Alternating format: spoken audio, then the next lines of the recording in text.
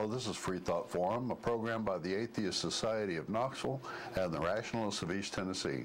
I'm Larry Rhodes. And I'm Faithless Forrest. And we want you to know that if you don't believe in God, you're not alone. Right here in East Tennessee, there are free-thinking atheists and agnostics. This is a show for them and people curious about living a life free of supernatural beliefs. This is a call-in show. However, we only have one phone line, so if you'd like to write us an email, you can write us at the above address at freethoughtforum@yahoo.com. We're not able to get to the email at this particular moment, but hopefully that'll clear up during the show. The Atheist Society of Knoxville is a fun meetup, often at a bar or eatery, and sometimes we even do karaoke. Tonight's meetup is at Barley's Taproom and Pizzeria for happy hour after the show for food, drink, and conversation. With the return of warmer weather on Fridays, we will try to start getting together at Bearden Beer Garden or Beer Market.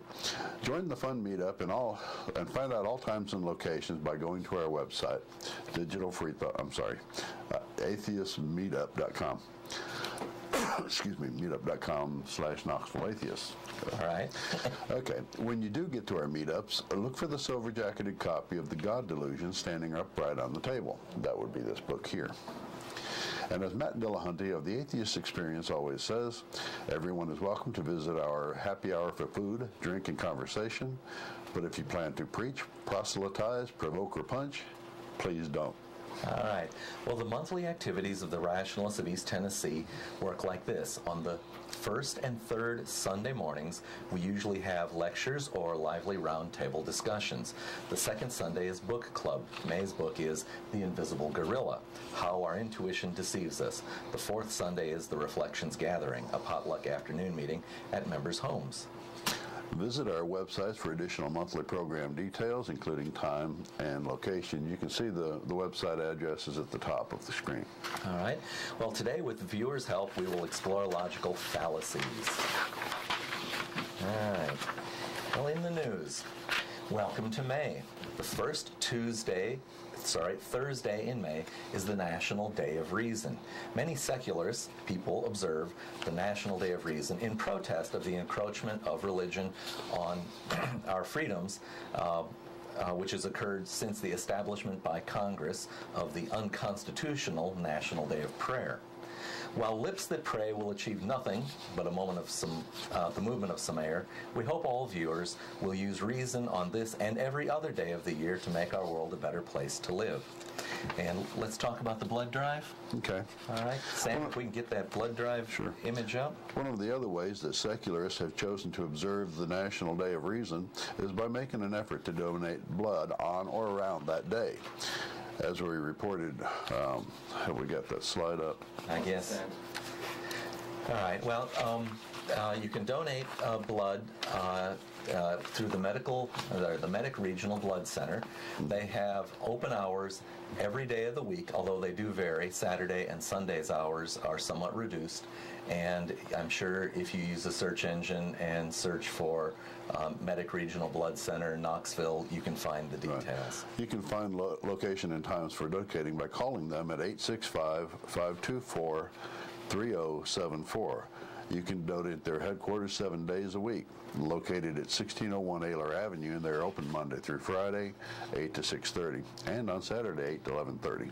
And we would like to ask our viewers and members that when they contribute to please mention the ASKRET account. Mm-hmm. And if you're not a member and don't want to contribute to our account, please contribute anonymously or to anyone else's account. Right. I did so for many years to benefit the UU Church account, even though I'm not a member there. Mm-hmm. All right. Going on, as we reported previously, March 24th saw tens of thousands of atheists gather at the National Mall in Washington, D.C. for the Reason Rally. Several ASK and RET members made the pilgrimage. We reported on some of the people we met and some of the memorable guests, but not all. I was there and I met Tony. Tony has this great shirt, "In Science We Trust." So if Sam is capable of playing that video, we might see him again. And Faithless Forrest, I'm Tony.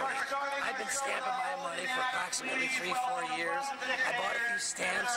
My daughters love doing it.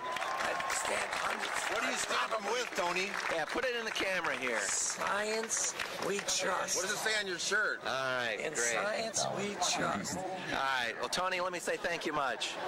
Anytime. China. All right, great. Okay, the Freedom from Religion Foundation annually has sent student scholarship contests.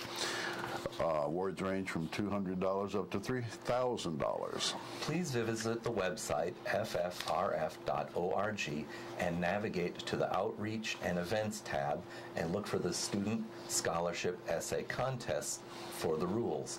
If you enter the contest after hearing about it here, please let us know. Each year, RET hosts a public lecture, usually with a visiting speaker. This year's lecture is How and Why Human Minds Build and Believe in Gods by Dr. J. Anderson Thompson. There's his picture over my head. A forensic psychiatrist, Dr. Thompson, will discuss recent investigations in cognitive neuroscience, which may have mapped out how and why human minds generate religious beliefs. The lecture is this Sunday, May 6th, from 2 to 4 p.m. at the Pellissippi State Technical Community College. Watch the Rationalists of East Tennessee website for any further details. And that website is rationalist.org. There will be light snacks after the lecture, and the author will be signing copies of his book, Why We Believe in Gods, if you can see that, and a concise guide to the science of faith. In his foreword to Dr. Thompson's book, Richard Dawkins writes, "This book about the evolutionary drivers of religiosity would have delighted Darwin. One by one, the components of religion receive the Thompson treatment. Every point he makes has the ring of truth, abetted by a crisp style and vivid imagery. Andy Thompson is an outstanding, persuasive lecturer, and it shines through his writing. This short, punchy book will be swiftly read and long remembered." Now, moving on to the main program. Our program today is about logical fallacies. But first, let me remind the viewers that this is a call-in show, and we are taking calls on the number on the screen. If you can't make it out, it's 865-215-2288. There's about a 7-second delay in the broadcast, so once you call, please mute your television and listen to us over the phone, or we will all be confused. Well, Larry, did you hear about the experiment for testing frog jumping? No, I'm not sure what you're referring to. A group of researchers trained frogs to make big jumps by giving them big rewards. On the command to jump, all could reach about 10 feet. Then they divided the frogs into two groups. One group was the experimental group, and one group was the control. In the experimental group, they began by cutting off one of the frog's front legs. They found the distance the frog could jump was somewhat reduced to 9 feet. Then they cut off the remaining front leg. They found the distance the frog could jump was about 8 feet, and the directional accuracy was poor. Then they cut off one of the hind legs and found the frogs could jump only about 7 feet and always kind of sideways. Still think that's pretty good, but what happened? Finally, they cut off the last leg and said, "Jump." Well, Okay. what did they say? Well, nothing. But what kind of a startling conclusion do you think they came to? I can't say. Well, here's how they reasoned.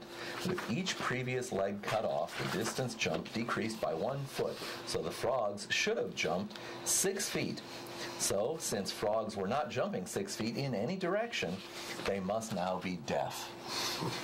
Therefore, they concluded frogs hear with their legs or feet. Sounds like a logical fallacy. And I would be a fool to argue with, i.e. using, that kind of reasoning. But there are lots of kind of reasoning about which we want to take issue today. All right, and so today's subject is logical fallacies. And we did take a lot of these examples from infidels.org. If you'd like to go there, do a search for infidels.org and then look up logical fallacies. So we're going to begin. Am I stepping on you? No, go. So we're going to begin with a false dichotomy. And this is often comes up the case, we've had it happen on the show, where we'll say we're atheists because we've never seen evidence for God, and people will say, well, prove that he doesn't exist. Yeah. Or they'll say, Well, the Big Bang, you don't know, you can't explain the Big Bang, therefore God exists. Like there's only two things. You can either explain it or God did it. That's a false dichotomy. Excuse me. But the one on the screen says, if you can't disprove evolution, if you can disprove evolution, then God wins. A lot of people think that that's exactly the case. They go about trying to put down evolution and discredit evolution. The very law that we just passed last month, that went to the state government, is saying we can now teach the problems with evolution in school. But the thing about it is, just merely, even if you got rid of evolution altogether, it still doesn't prove that a God exists. It doesn't prove where we came from, where human or allele changes happen. It doesn't make a case for God. It just makes a case against evolution. It could be aliens. It could be any number of things we haven't thought about yet. So the false dichotomy is to assume that there's only two choices, and if you rule one out, the other one automatically wins. But in the unspoken assumption, of course, is that the God of the Bible wins.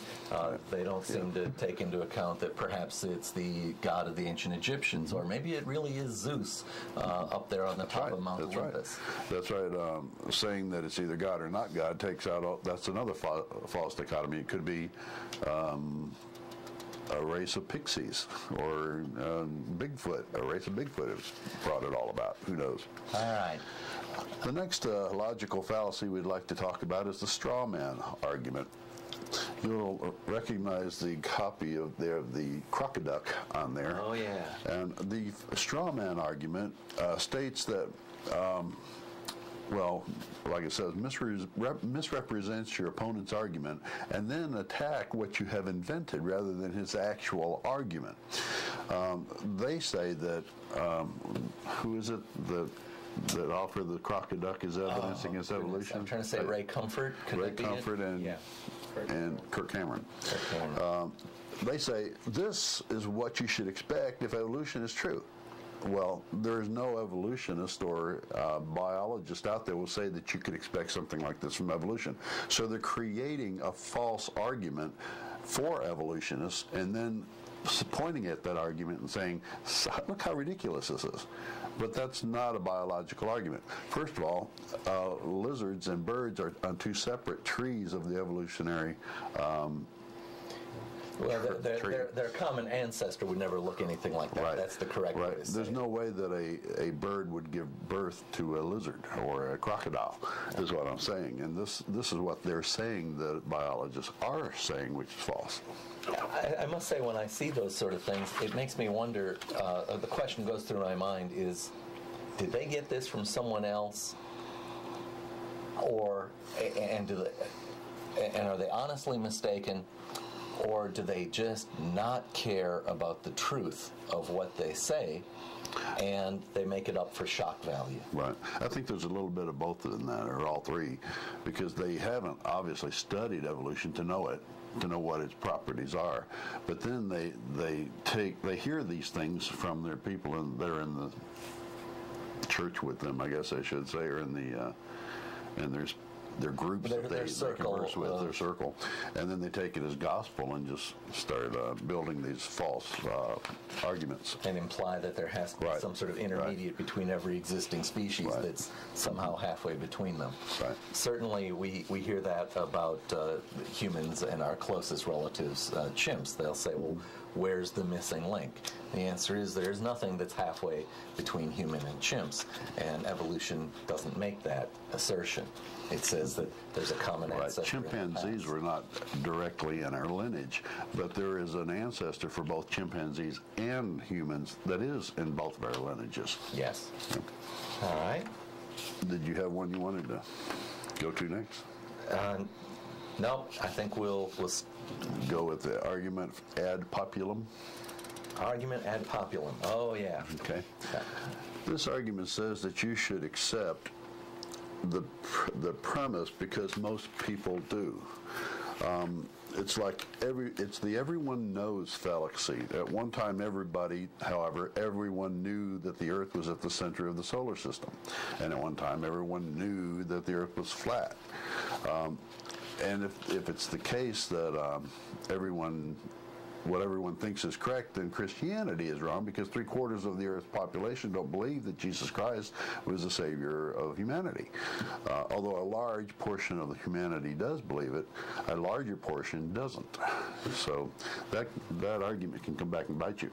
Well, and when I see that argument, the ad populum, I assume that an implicit assumption of that is behind all of these sort of struggles over claiming that the United States is a Christian nation. That, if we just prove that all of the founders were Christian, or most of the founders were Christian, well, we're a Christian nation. And that still has nothing to do with the validity of whether or not Yahweh existed, or that if there was a man named Jesus, that he was divine. Or even that we have souls, or that any part of us live forever. I mean, if any one of these are a pillar of their belief, and basically all of them are on sand when you get down to actual proof.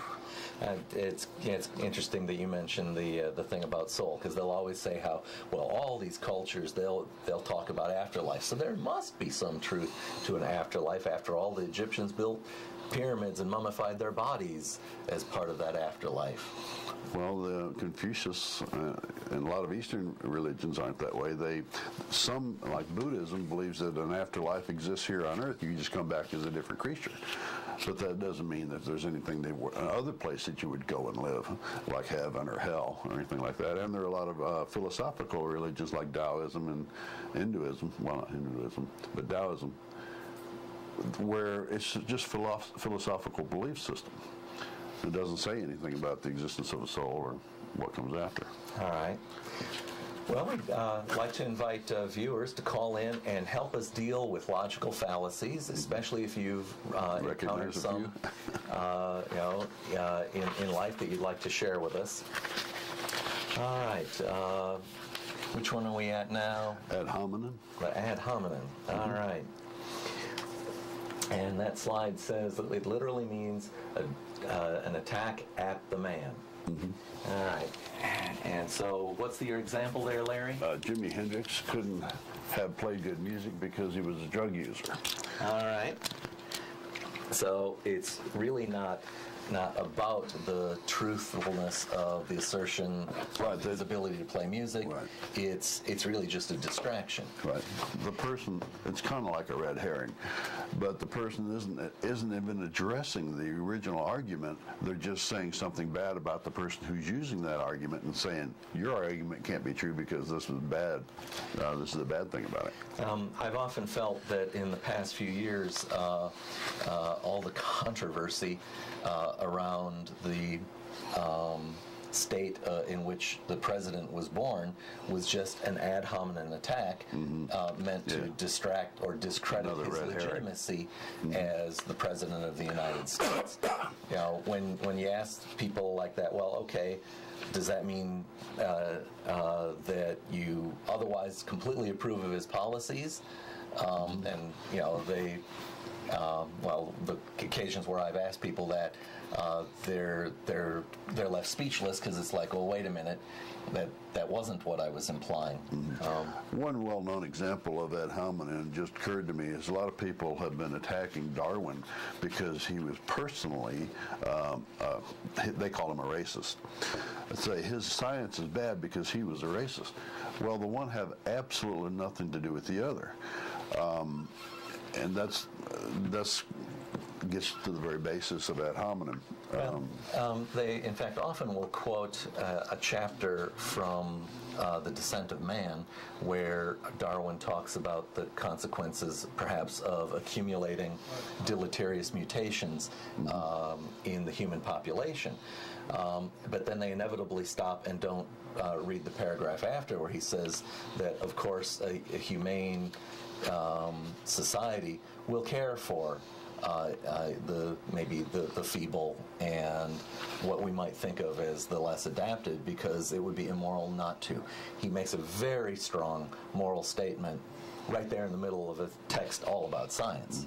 And the fact that they would quote mine that one one paragraph and ignore the subsequent paragraph immediately after that is another hallmark of one of these things. Right. I just don't think they can be that dishonest. I do. That ignorant. Yeah. I think it's dishonest. Well, the thing about it is, I think there is an element of ignorance involved, because the people who are doing this, the initial people, are taking that first paragraph, even though they know that the second one is there, and sending it out to their flock. That's all that the flock have ever read by Darwin. They read this thing and say, well, it says right here that he's wrong.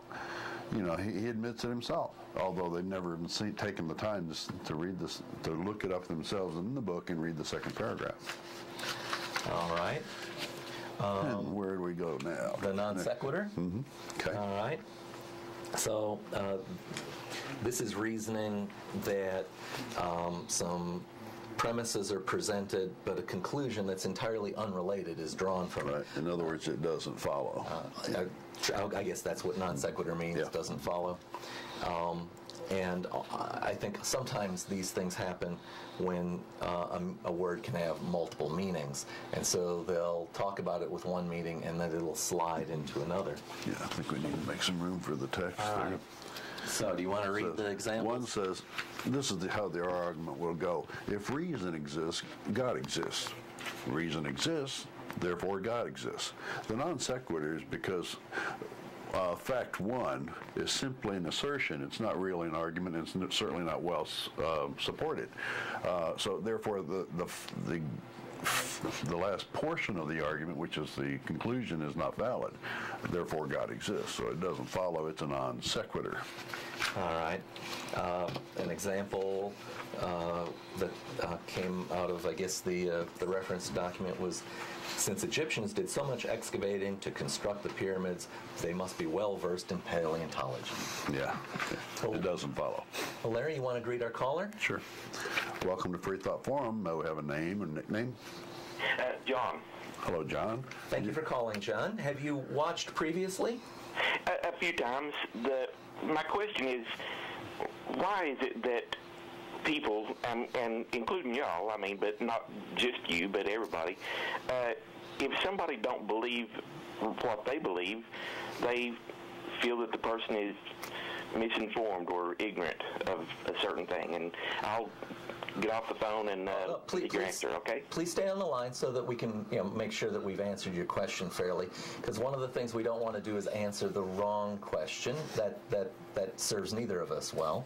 Well, I think a lot of it has presupposition involved. You presuppose certain things about the universe and about your world, and when you hear an argument, your mind jumps back to your presupposed ideas to fill in your reason for why that's valid or invalid.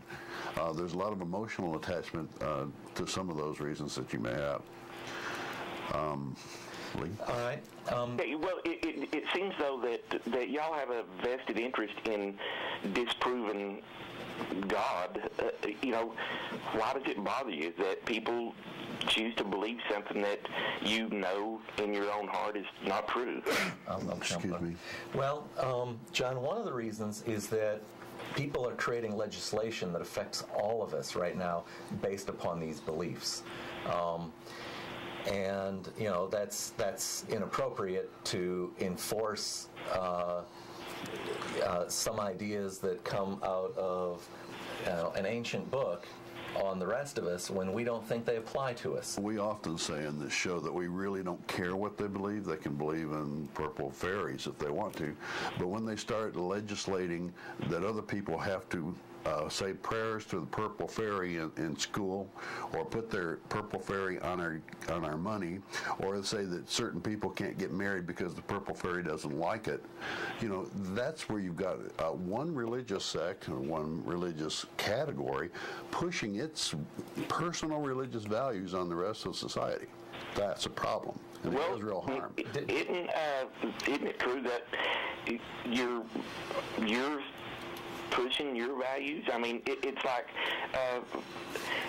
any government or any civilization that's ever existed had its own set of values, and they were valid for that civilization until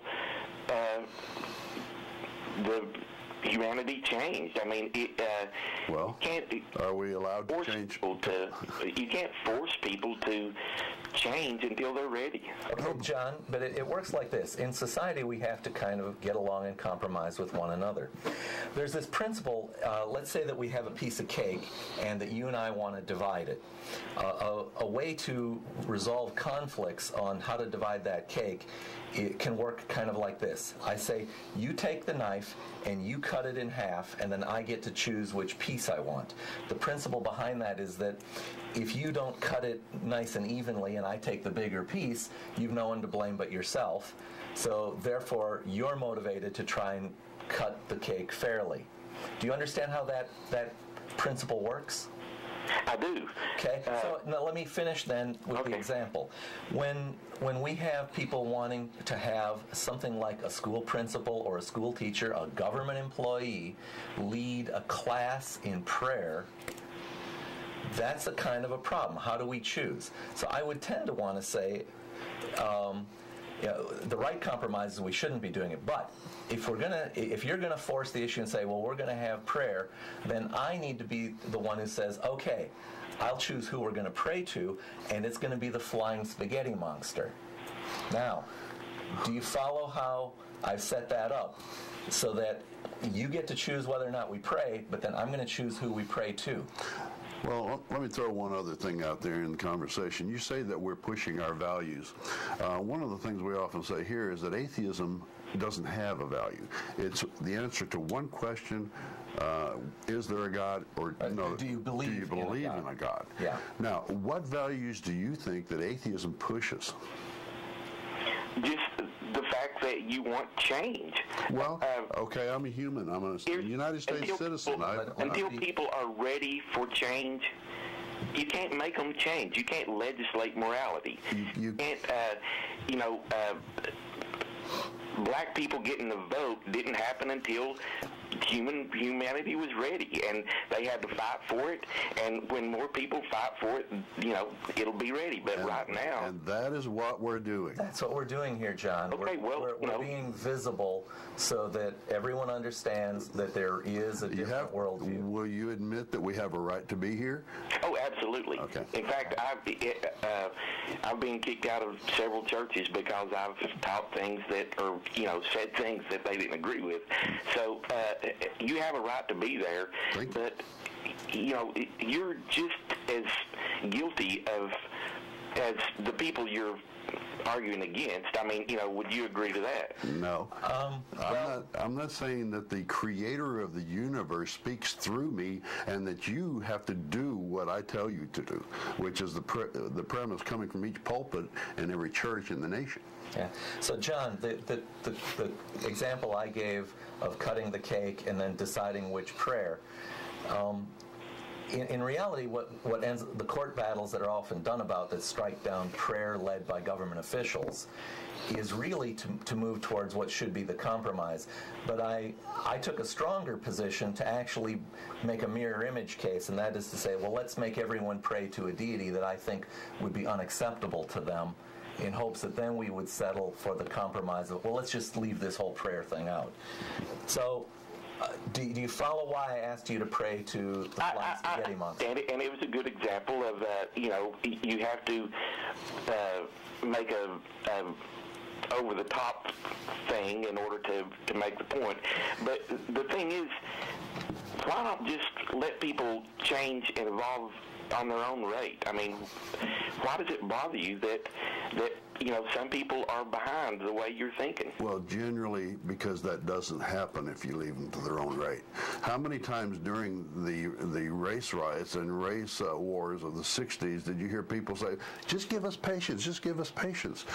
That's the white people saying to the black people, just give us time, give us time. Things don't happen like that. You have to take action. You have to at least speak, which is all we're doing. We're presenting logical fallacies in hope of getting better arguments from people and letting people know that some of the arguments that they're using are false. And we are using our public stage to be able to put that message out. Well, I'm glad you have the ability to do it, and the time to care about the people and all that, but it just seems like, butting your head against the wall at this point in history. I just don't think people are ready. Okay. Well, John, thank you for speaking with us today. You're our first caller, and it always helps our show to have some discussion back and forth. Are you local? Are you in East Tennessee? Yeah. I've lived all over, but I'm born here and came back here a few years ago. Okay, we get together at Barley's Tap Room and Pizzeria every Tuesday after the show, so you're welcome to come down and... Well, I'm alcoholic, but I've been sober for 15 years, so anywhere around anything that even smells of alcohol is kind of a bad thing for me. But, good luck on your adventures and all that. Okay, call in anytime. All right, yeah. Thank you so much. All right. Well, we're a little bit past the halfway point. We should do our midpoint break. We'd like to ask viewers to call in now and talk to the call screener. That takes a little while to get through. Yeah. So now is a good time. And if you want to start in case you're just tuning in, this is Freethought Forum, a program by the Atheist Society of Knoxville and the Rationalists of East Tennessee. Freethought Forum is funded jointly by them and by individual contributions. Shows are live every Tuesday from 5 o'clock to 6 o'clock Eastern Standard Time on Community Access Television. We can also be seen streaming online for fans outside of the Knoxville area. Go to ctvknox.org. You can send us feedback at the email address on the screen, freethoughtforum@yahoo.com. But don't wait, this is a call-in show, and we are live today, May 1st, 2011. So you can call in on the number on your screen, which I guess is there in front of me. Right. Tell us about the Atheist Society of Knoxville. Atheist Society of Knoxville, or ASK, meets several times during the week. We have evening meetups for food, drink, and conversation. ASK's purpose is to supply a venue for community, camaraderie, and outreach to atheists, agnostics, freethinkers, and other like-minded people in East Tennessee. Visit the Ask website on the screen to learn more about us. All right, the Rationalists of East Tennessee have regular Sunday activities involving lively presentations and discussions of topics that are both timely and timeless. Such topics as the influence of money in politics, or was Jesus a real person? The history of life, and the four horsemen of atheism. Once a month we get together for a book club. Future books include The Fair Society and The Invisible Gorilla. You need not have read the book to attend, but of course it does help. Both of the Atheist Society of Knoxville and the Rationalists of East Tennessee help provide a social outlet where you will find that if you don't believe in God, you're not alone. Each year, RET hosts a public lecture, usually with a visiting speaker, and this year's lecture is How and Why Human Minds Build and Believe in Gods by Dr. J. Anderson Thompson, MD. All right, a forensic psychiatrist, Dr. Thompson, will discuss recent investigations into cognitive neuroscience, and which has mapped out how and why human minds generate religious beliefs. The lecture on Sunday, May 6th from 2 to 4 p.m. at the Pellissippi State Technical Community College will occur in, I believe it's the Goins Auditorium. Watch the Rationalists of East Tennessee website for further details. Again, that's rationalist.org. There will be light snacks after the lecture, and the author will be signing copies of his book, Why We Believe in Gods, a concise guide to the science of faith. In his foreword to Dr. Thompson's book, Richard Dawkins writes, "This book about the evolutionary drivers of religiosity would have delighted Darwin. One by one, the components of religion receive the Thompson treatment. Every point he makes has the ring of truth, abetted by a crisp style and vivid imagery. Andy Thompson is an outstandingly persuasive lecturer, and it shines through in his writing. This short, punchy book will be swiftly read and long remembered." Right. And getting back to our logical fallacies. We didn't talk about what's happening this Thursday, did we? Which is the National Day of Prayer. We did talk about it at the beginning of the show. All right. The next logical fallacy would be red herring is the next one on my list. All right, well, I nearly gave us a red herring there in the middle of our program. Yeah. I call that the, oh, look over there argument, or squirrel. When someone introduces irrelevant material to the issue being discussed so that everyone's attention is diverted away from the points being made towards a different conclusion. All right, well, shall I grab this part? Sure. You may claim that the death penalty is an ineffective deterrent against crime, but what about the victims of crime? How do you think they feel? The surviving members, when they see a man who murdered their son kept in prison at their expense, is it right that they should pay for their son's murderer to be fed and housed? Right, which is totally different than the argument to begin with, which was whether it was an effective deterrent against crime. Yep. So it changed the subject before the question got answered. And in most types of red herrings like this, there's an emotional segment to their portion to it. And this one, look how they feel. All right. Well, and I guess I've seen something like that come up where in discussions about the validity of Darwin's theories about evolution, where and like that film by Ben Stern, Expelled, you know, they went into this big segment about how well the Nazis were evolutionists inspired by Darwin, and you know, look at all the evil they did, and that is completely beside the point of whether or not evolution is true or not. Right, it's a red herring. And even if evolution caused the Nazis to think the way they did, it does. If evolution really does that, well, you still got, and if it's true, you still got to learn about it so you can mitigate that. Mm-hmm. The fact that it does good or bad, it is totally beside the point of whether it works. And this is kind of going with ad populum, but it's an example I like to bring up. It says if 16 of us were sitting around a table and we saw a dog walk across the street, and it was a particularly nice-looking dog, you know, most of us would believe that, you know, just look at it, well, you think it's a girl or a boy dog? And, you know, 10 of us would say it's a girl dog because it's so pretty. But that's an emotional argument with certain consequences, you know, but it doesn't have anything to do with the truth of the sex of that dog. You can go over and examine the dog and find out exactly what sex it is. And even though you could say that Darwinism causes bad things, or the belief in Darwinism does, that has absolutely no effect on whether evolution is true and works. A common response to talk about evolution is to say, well, scientists don't know how life started, and which is another red herring, because it drags the conversation away from the assertions of Darwin's book Origin of Species, which is not the origin of life. Its very title is The Origin of Species, not the origin of life. Right. Evolution doesn't step in, the theory of evolution doesn't step in until life is already going. If you want to talk about the beginning of life, that's abiogenesis, which is another whole area of study. And this is an example where scientists divide the problem into smaller pieces so that we can recognize that there's really different questions involved, and we can make progress on them independently as our ability to get data improves. Right. The next one? The natural fallacy we're moving to? Is that it? Either that True Scotsman fallacy. Okay. All right.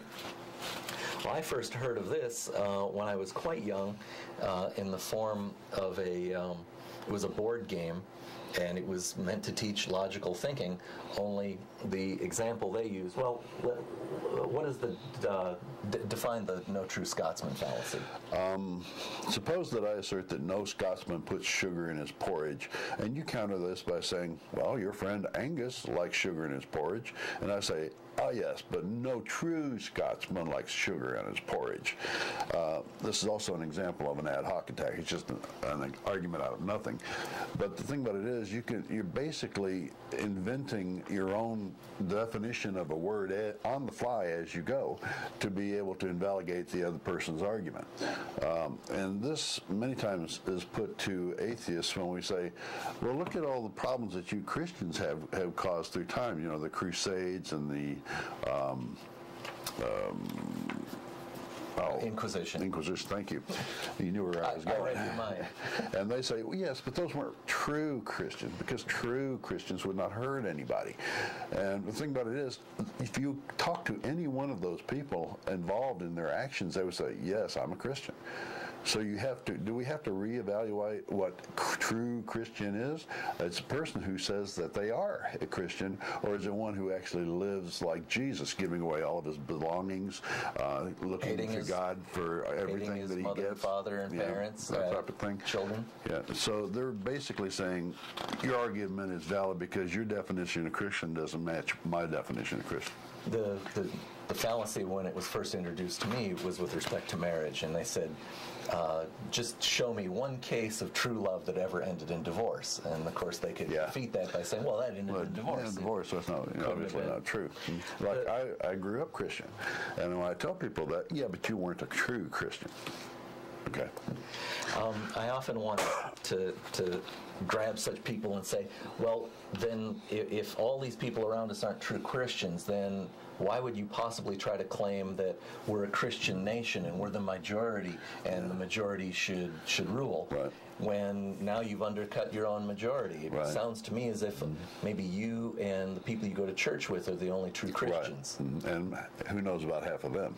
Who knows? I'm told that they often don't recognize one another in liquor stores. Yeah, no, they're the first to say that America is a Christian nation. It's 90% Christian, blah blah blah. But then when you get to talk to them, their next door neighbor is not one. A guy in the church across the street is not one. Not true Christians. All of the Catholics, perhaps, are not. Mm-hmm. All right. Well, callers, we've got about 15 minutes left of the show. Mm-hmm. Viewers, please give us a call. Help us with logical fallacies or questions about the validity of religious belief or atheism. Right. The next one we'd like to talk to is shifting the burden of proof. The burden of proof is always on the person asserting something. If I assert that I have a diamond in my backyard buried 10 feet down, the size of a refrigerator, it's not up to the person I'm talking to prove that it's not there. I should go home, dig it up, and say, there it is, because I'm making an assertion of truth. Shifting the burden of proof is a fallacy of trying to put the burden of proof on the person who simply questions the assertion. Can you give us some examples there? Well, I guess always the example is one of, we say, we've not seen any evidence of Jehovah or Yahweh, and they'll say, well, prove he doesn't exist. Right. And I guess I would want to say then, well, help me. What do you think are the rules of this conversation we're having? For instance, can you prove to me that Zeus doesn't exist? And what is the method by which you would do that? Or leprechauns, or a Bigfoot, or Loch Ness Monster. Your God ends up being in the same boat with all of the other mythical characters that you can't disprove. Do you really want him in that boat with the rest of them?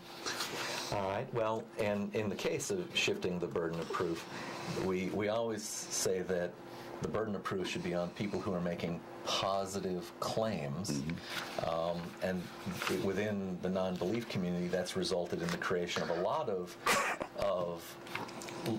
constructs that go by a sort of a category name of Russell's teapot. The philosopher whose first name I always mangle, Bertrand Russell. Proposed that, suppose there's this little China teapot in orbit around the sun between Jupiter and Saturn, and said, can you prove that there isn't one? A teapot so small you're not going to find it with a telescope. No. Really, logically, you can't disprove a negative. A lot of times, the Christian you'll be talking to, or whatever religious person, say, well, you can't disprove God. And I say, well, I'm not trying to disprove him. I'm just saying I don't believe it. And there's a whole lot of difference between saying there is something, or there's not something, or I'm reserving judgment. I don't believe it yet. Give me some more evidence. There is a kind of thing we can talk about, and that is that we can't disprove all gods, But we can disprove certain gods about which there are certain assertions. Right. So, for instance, when it's asserted that Zeus lived on the top of Mount Olympus, you can go up there and look. And if we know which Mount Olympus we really were talking about, we can climb that mountain, and we can look around. Zeus, you here? He didn't answer. Apparently, he's not there. It's also about the soul. But go ahead. I don't want. How many people have been opened up on surgical tables and there's no soul in there? I hadn't thought about direct inspection that way. But so the point being is that the more specifics the claims are Right. about a god, the opportunity arrives for you to actually be able to say, no, that one really doesn't exist. According to the meet the parameters claims. that you've given me. Yeah, and in the case of this book here, this book asserts a God that made the world in 6 days and did it less than 10,000 years ago. And we know that that's not the world, Right. that's not the universe No, in which we live. So we know that this book, which is asserted to have been written by such a deity or inspired by him, is merely the work of human beings. Right. You want to check the next one? The anecdotal evidence? We get that a lot on the show. All right. One of the simplest fallacies is to rely on anecdotal evidence. For example, there is abundant proof that God exists and is still performing miracles today. Just last week, I read about a girl who was dying of cancer. Her whole family went to church and prayed for her, and she was cured. Or there'll be someone trapped in a mine disaster, and after a lot of hard work and pumping air in, they rescued a few people, and oh goodness, isn't that a nice miracle? And Yeah. ignoring the hard work. Well, it is quite valid to use anecdotal evidence to prove a point, or illustrate a point, I'll put it that way. But such anecdotes don't actually provide proof of anything. Now, even Jesus uses his proverbs, his parables to illustrate points, but that doesn't necessarily mean that the parable that he's talking about actually occurred. He could be just trying to make a point. And there's maybe a distinction we can make between a general case or a rule or a law versus just a specific instance which cannot be extended. Right. And you know, the example of anecdotal evidence may be a clue where you could start looking for such laws, but until you've looked for such laws, and I think this is real important, until you look for exceptions to the rules and then find that there generally aren't exceptions, you don't know that you've got a good rule. Right. It is the absence of exceptions that makes a rule lends it weight, Right. makes it plausible. And one thing that you should be specifically wary of is that these anecdotal evidences are sometimes very long and involved. Whole books can be written about certain stories that happen, theoretically, and you can be quite taken in the details that they provide, but they're nothing more than fictional stories told as if they were true stories. One of the stories I'm referring to is like 1,000 people saw the Virgin Mary floating over a field 2,000 years, well, let's say it was 200 years ago in Italy. How can you say it wasn't real? Because it's a story. There's no proof, there's no evidence at all. We don't have a shroud of hers. We don't have any DNA evidence. We don't have any other evidence at all. It's just a story. But some of these stories can become quite embellished over the hundreds of years between the telling and the between the occurrence and the telling. You know, the modern criminal justice system has really received a shock with the prevalence of DNA evidence that has exonerated many people, many of whom were convicted on eyewitness testimony. And, you know, it's unfortunate to have to talk about rape and other such assaults, but you would think that a rape victim would have a vested interest in an accurate understanding of and wanting the correct person convicted. Yet there's, unfortunately, a lot of high misconvictions. And go ahead. We've got a caller. Let's bring him on. All right. Hello, caller. Welcome to Freethought Forum. Please give us a name or a nickname so that we can address you. Hi, my name is Paul. Hello, Paul. Thank you for calling. Have you watched many times? Yeah, I've watched several times. I've actually called in a few weeks ago. Okay. All right, great. I'll confess I don't remember everyone who's called in when I've been here. Give us you got a question or comment for us? Well, more of a comment and maybe a question. I've done some philosophical, studies, and I understand the logical fallacy and all this stuff. And I'll admit I'm a theist, so I believe in God off the bat. I would like to see, or what do you guys do with the evidence, let's say, of the moral argument, or the theological argument, or the cosmological argument for the existence of God? How do you guys respond to those arguments? Lee? By moral argument, I'm going to have to ask you to add just a few more details, because I'm not sure what you might be meaning by that. Lee was wanting to put a moral argument on the list, and it's on there, and we were going to get back to it in a minute, but so go ahead. Yeah, how do you mean the moral argument? Well, I mean, everybody at some level, if you say something is wrong, you're instigating at some level that there's a moral standard in which that you govern your life, or that governs life. Well, if there's a moral law, then there has to be a moral lawgiver. That's a non sequitur. What do you mean? Because first of all, you're non sequitur. Yes. Non sequitur. A non sequitur, meaning it doesn't follow. If you repeat it and then we take it piece by piece, we can probably find the error. Okay. You said if there are moral laws, there has to be a moral lawgiver. They may have occurred naturally through society. You could then, I guess, say the society was a moral lawgiver, but you're not going there. Do you follow? Well, I mean, I can understand, and the problem I have with society establishing a moral law, so to speak, is that societies change. So really, according to that theory or that understanding, then it's not really a law; it's more of an opinion. If you look at the many different societies, I think Paul was right. I was going to address one part of it real quick. If you look at the earth today, you'll see many, many different societies existing at the same time. If there was one moral lawgiver, wouldn't they all have the same morals? Well, at some level, they do. There's a basic understanding throughout societies of that murdering somebody with no just reason or just for the fun of it is wrong.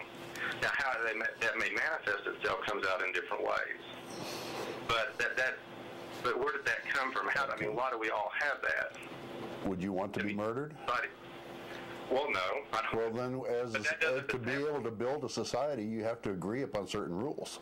And that would be one of the prime rules that I'd want in place. Right, but why? You don't have to have a supernatural being handing these laws to you. Common sense can make out most of these things. Don't do harm to your neighbor if you don't want harm done to you. Why does it have to be a supernatural being? Well, but I mean, if it's about just what I feel, then the Nazis murdered. I mean, you brought up the Nazis earlier. The Nazis murdered, millions of people over the course of however many years it was. That was murder. So obviously, their society determined, or the people, whatever the power structure at the time, established that was okay. Sure. Now, so go ahead. You've kind of moved to another topic. I think what you said was really good, and that we have a lot of agreement on it. When you said, well, you thought murder would be wrong, you wouldn't want to be murdered, and I think you're probably, willing to expend some effort to help make sure that we live in a society that isn't like that. So you're willing to pay taxes to police departments who help enforce the laws, right? Well, now my awareness of the moral law, or the moral understanding of life, doesn't. I mean, I have an awareness of that. I know it's out there. I have it in my conscience and in my mind, or so to speak. And do you think you wouldn't have that if there wasn't a deity? Well, I don't think basis on atheism, as far as I understand it. There's no basis for it. Atheism does not give value. Atheism is an answer to one question: do you believe in God? That's it. You can't get a should from an is in that case. We just don't believe in God, but we do believe in morals. We believe that morals are derived by societies and mutual agreements over time.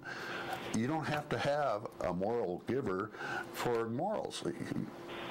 Yeah, But how do you ground it? And tell me what according to the atheistic perspective, why should I do it the way the society says it? It works like this, Paul. Me to say that should be done. I can't speak for everyone, but I can speak for myself. I do it for the most selfish of reasons. I enjoy interacting with other human beings, and I know that they are not going to interact with me if I don't treat them well, and I use as a yardstick for what it means to be treated well how I think I would like to be treated. That's called the golden rule. Confucius also expounded it before the Bible was written. This is something that humans have independently invented time and time again. You might want to do a search online for humanism and what it is and how they come to their conclusions. I think that's where you're going. Basically, it's common sense and human compassion is all you really need to get most of the morals that we live by today. Well, how do you explain the situation? Let's say, not just the Nazis, let's try a different one. How about racism in the early part of the United States? How do you explain that if it's about the common good of all? Why? Well, you'll have to answer that for me because slavery is never taken away from in the Bible.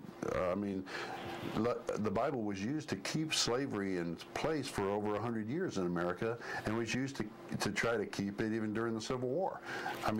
That's your basis for morality right there, and it was never... Well, I'm not even talking about the Scripture. I'm talking about the basis for morality. You said a second ago that the society determines that our common good understood that. Mm-hmm.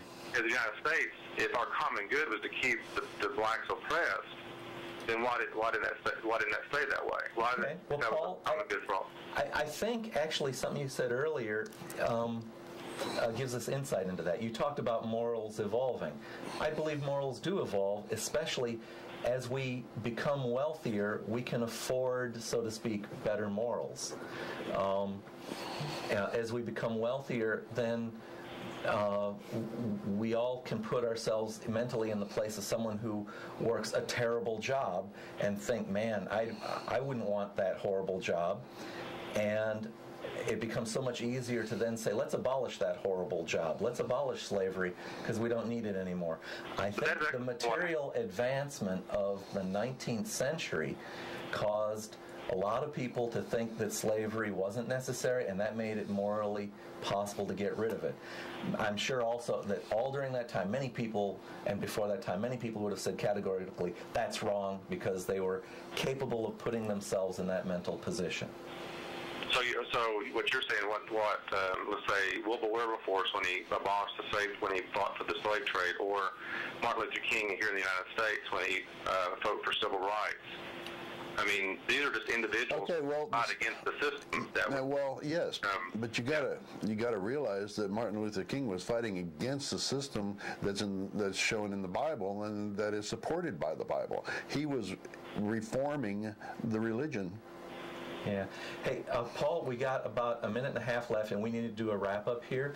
Can we thank you for calling in, and hope that you'll call in the future, and we'll extend you that invitation. Well, I guess you said you didn't want to come down there, but let's wish you a good afternoon. It's May in Tennessee, which is a beautiful time. And we're here every Tuesday if you'd like to call back in next time. I probably will. Thanks. Okay, thank you. All right, well, we got about a minute here left. It's time to wrap things up. Get out your pen and paper. This has been Freethought Forum, a program by the Atheist Society of Knoxville and the Rationalists of East Tennessee. And we want to stress that no frogs were harmed in the making of this show. Not one. Please send us feedback. Leave voicemail at 865-272-9060 or email us at freethoughtforum@yahoo.com. And remember, you can see this show on Tuesdays from 5 to 6 o'clock Eastern Standard Time in Knoxville. And if you're not in Knoxville, you can watch it at 2100 Universal Time, worldwide at ctvknox.org. We would like to send our thanks to Sam and Jonas for technical support, and to the staff at CTV KNOX, and to all of our callers. Be sure to watch the show next week, and if all goes well as planned, we will all have a fun secular summer activity for youngsters called Camp Quest of the Smoky Mountains. It's beyond belief.